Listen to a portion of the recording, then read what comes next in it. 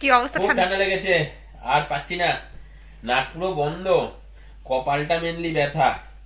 আর আমার তো এই একটা মানে ঠান্ডা লাগার ধাত আছে না, মানে হঠাৎ করে সর্দি লেগে যায়, সর্দি শুধু, আর কিছু নয়। তার জন্য আমার স্পেশাল রেমেডি, এটাকে বলা যেতে পারে অর্গানিক রেমেডি। দেখো অর্গানিক রেমেডি, আমি গরম জলের মধ্যে 5 বার, এটা গরম জল। হ্যাঁ, কেন কেন? আমি একটা কাজ করছি, গরম জলে 5 ভাবছি। এই যে গরম জলে পা চোবাবে, এখন এটা এতটাই গরম, ও কি করে সহ্য করে জানি না।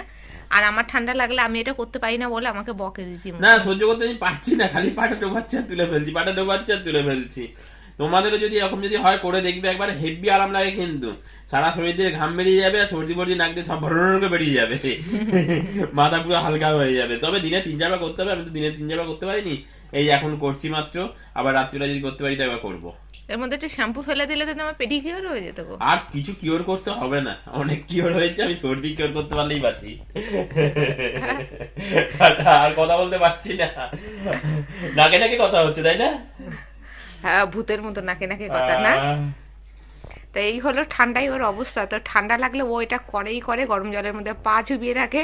তো বন্ধুরা, যদি ভিডিওটা ভালো লেগে থাকে, লাইক শেয়ার কমেন্টস করতে কিন্তু একদম ভুলবে না। আর মুখার্জি ফ্যামিলি ব্লগসকে অবশ্যই সাবস্ক্রাইব করে রেখে। তো চলো এখনকার জন্য টাটা।